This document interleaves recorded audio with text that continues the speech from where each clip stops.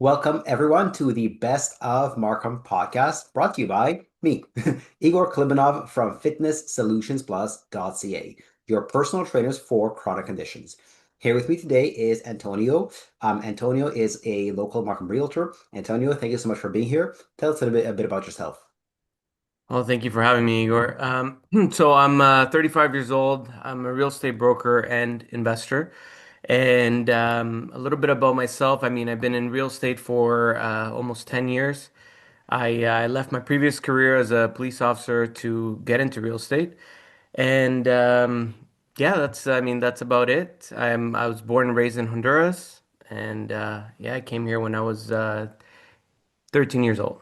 Cool. And what made you decide to switch from police work to real estate?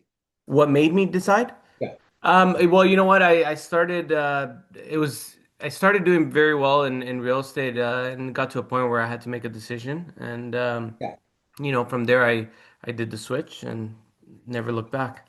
And how did you decide to get into real estate in the first place? So I guess you were doing it concurrently with police work.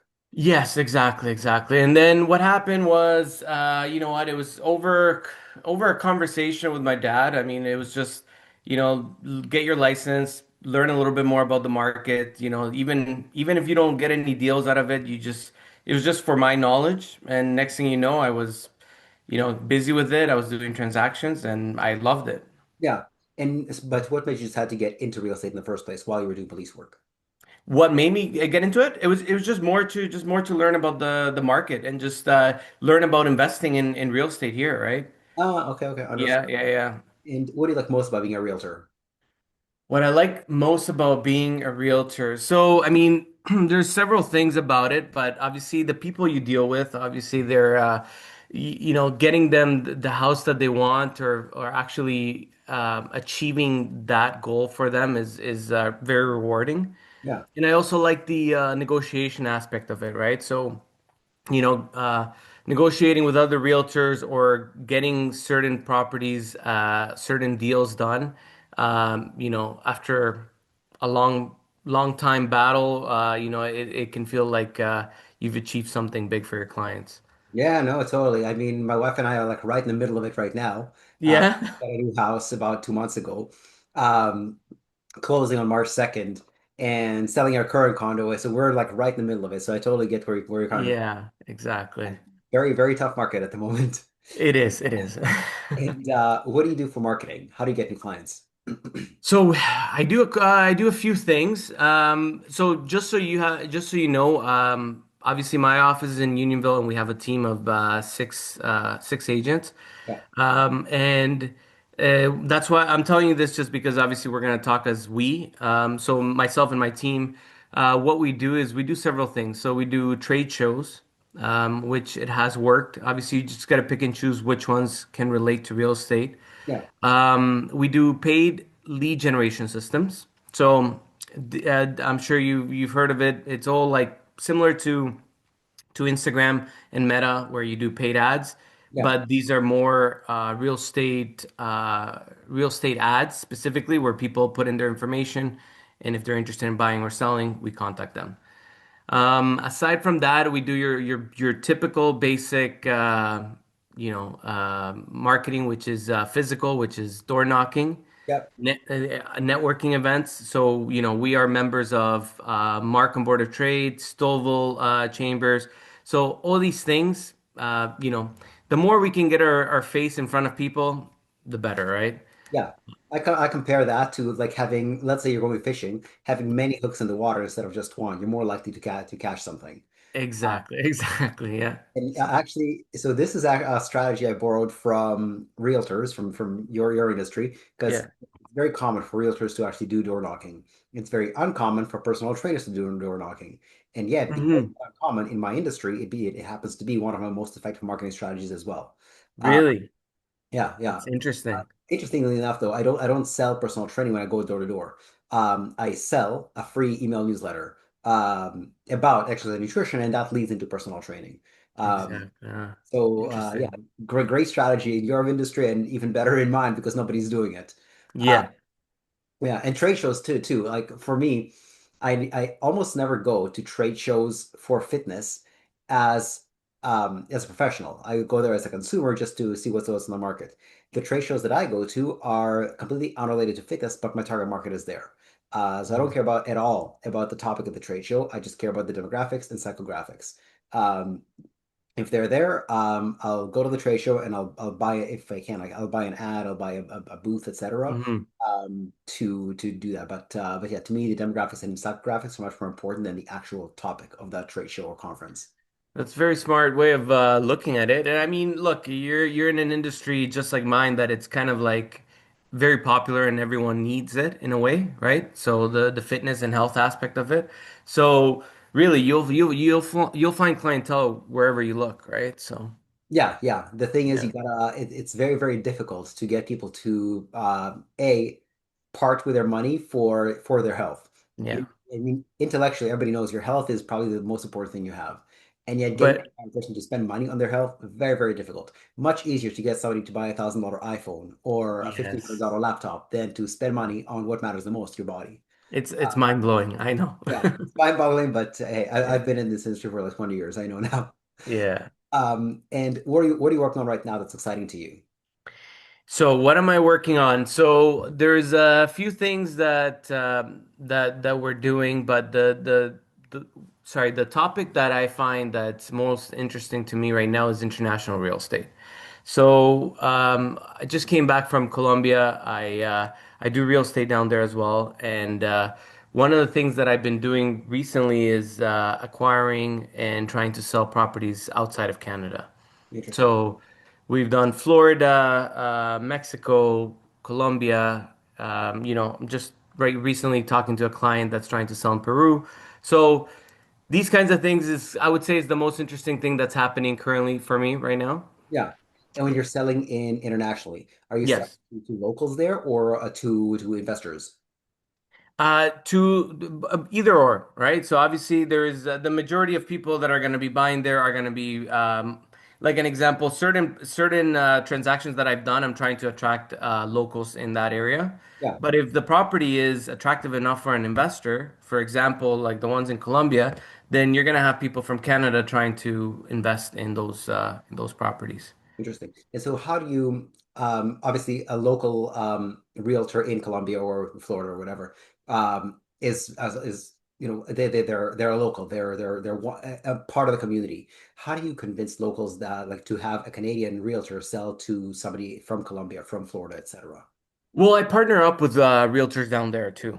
Mm, So that's the part where it helps me because I partner up with someone that actually lives there, knows the stats and the demographic more than I do, right? I can't physically, I can't know every single thing about every single country, right? So I obviously partner up with local realtors down there, which they help me do the marketing and all the physical paperwork, as I would say, down there, while I try to market it here to try to get, if we can get an investor from here, great. If not, then we'll work with a local down there.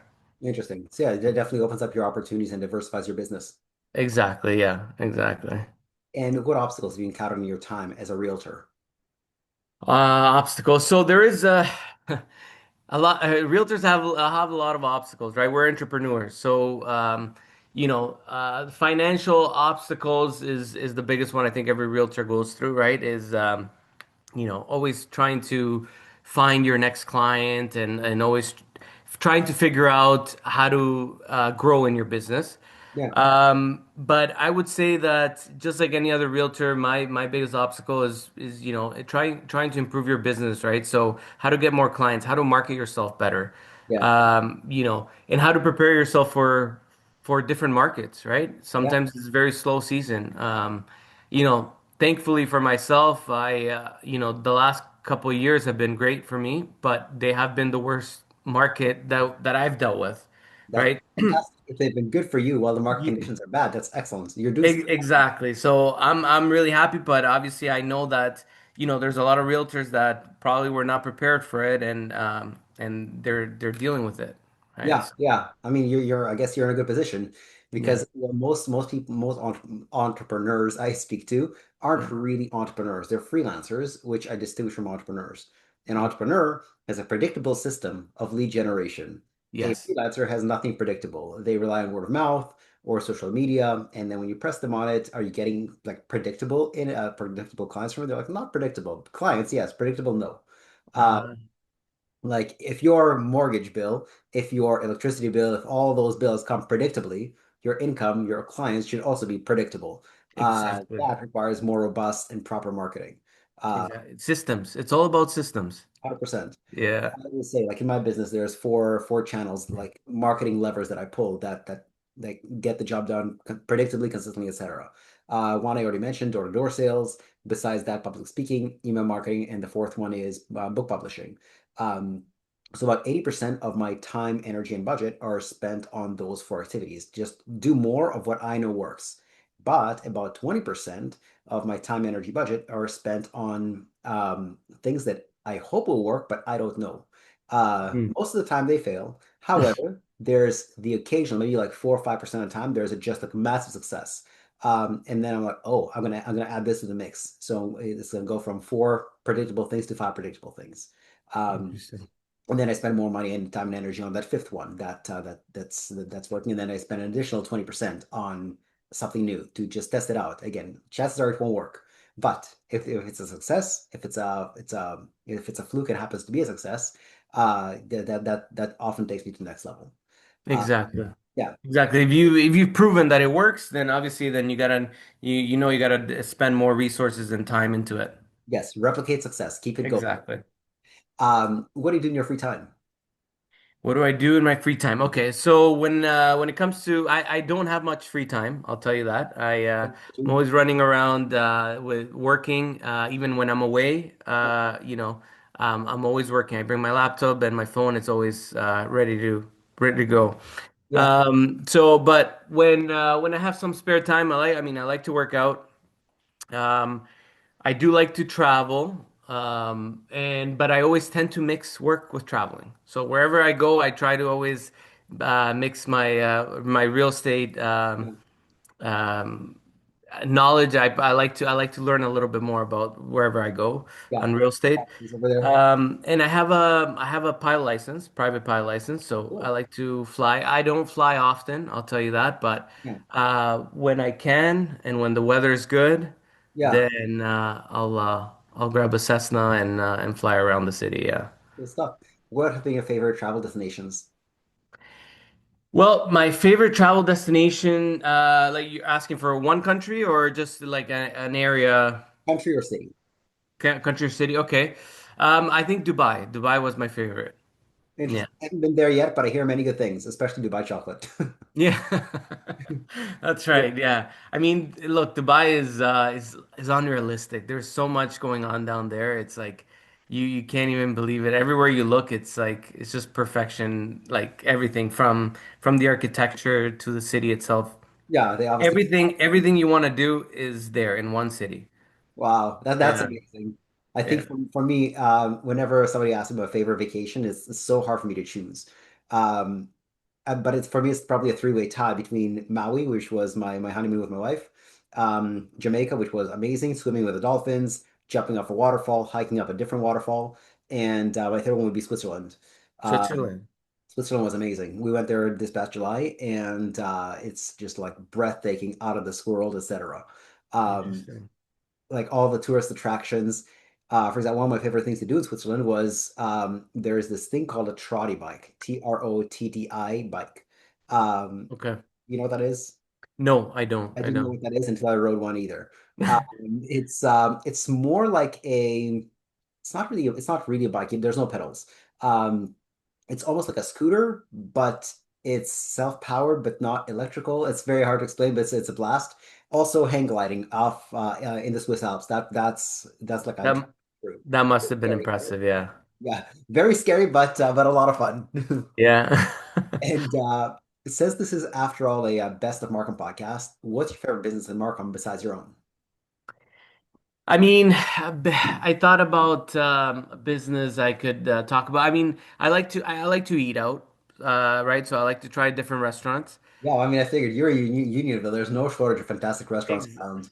exactly. I mean, right beside my office, there's that place called Chat Bar. Okay, I Uh, haven't heard of that one. no, it's Qatar? yeah, it's all. I think it's well, I like the seafood side of it, but it's meats on skewers. Oh, hello. Yeah. I love meat on the skewer. Yeah. So I would say that that's a great place to go for I'm sure. surprised you didn't say Smash Kitchen. I mean, you're gonna be surprised if I tell you this. I've never been there. I've heard a lot about it, but I've Yeah, actually never been there. I figure if you're Unionville, you're gonna say Smash Kitchen because I think you're my 39th or 40th guest. Yeah. Of all of my guests, I think five or six people who don't know each other all said Smash Kitchen. Really? Yeah, yeah. So I haven't been yet either. So, but I'm curious. My new house is actually in Unionville, so I gotta Okay. check out That's Smash Kitchen. I gotta amazing. check out Chat Bar. That's amazing. Well, yeah, and you should come by. You should come by the office one of these days. We'll make it happen. Yeah. Sounds good. And lastly, how can our viewers and listeners get in touch with you and your team? Two way. I mean, several ways actually. If you were to Google my name, you'd find me. But also, my phone number. I don't know. You want me to just say it out loud? Go for it, and I'll put it Yeah. on. So phone number is 647-297-1112. Or social media on Instagram. It's Antonio Saade, which is my last name. It's Saade 777. That's perfect. And again, all those contact details will be in the show notes as well. And Tony, Perfect. thank you so much for doing this podcast. I really appreciate it. No, thank you. Thank you for your time.